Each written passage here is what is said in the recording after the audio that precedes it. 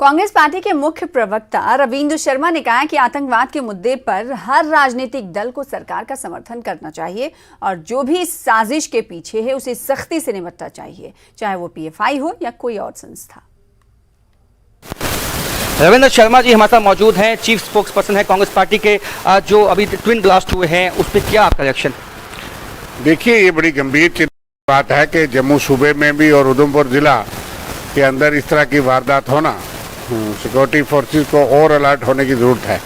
आतंकवाद का साया जम्मू कश्मीर पे अभी है और कई तरह की घटनाएं जो हैं वो प्रयास करेंगे और गृह मंत्री का दौरा भी आने वाला है, इसलिए और भी सुरक्षा को जो है मैं समझता हूँ कि सतर्क होने की ज़रूरत है।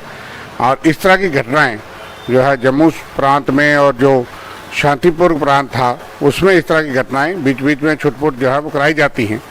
पाकिस्तान के आतंकवादियों के मंसूबे जो हैं वो बिल्कुल चल रहे हैं, इसलिए इसमें सरकार को पूरी तरह से सख्ती बरतनी चाहिए और आतंकवाद से निपटने के लिए हम सब एक हैं, इसमें कोई राजनीति नहीं है। आम आदमी की सुरक्षा होनी चाहिए, जम्मू कश्मीर के अंदर पूरी तरह से प्रयास करना चाहिए। हम सिक्योरिटी फोर्सेज जवानों के साथ हैं।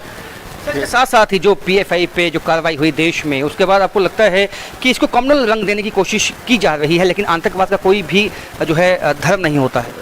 देखिए, पीएफआई के बारे में जो सरकार कहती है अगर वो सच है तो वो किसी भी संगठन जो देश के लिए खतरा हो, समाज के लिए खतरा हो, कम्युनलिज्म किसी भी फॉर्म में हो, फिरका प्रस्ती जो बढ़ाता हो, भाईचारे को खलल डालता हो, देश की सुरक्षा डालता हो, उन तमाम ऐसी ऑर्गेनाइजेशन पे नजर रखी जानी चाहिए। और इसके बारे में ये तो सरकार को मालूम होगा कि क्या तथ्य हैं और अगर कोई आतंकी संगठन तो इस पे पॉलिटिक्स खेलने में लगे हुए हैं, जो अपीसमेंट की पॉलिसी करते हैं, उनको आप क्या कहना चाहेंगे? क्योंकि आतंकवाद पे चाहे वो कोई भी पार्टी हो उसको एक होना चाहिए।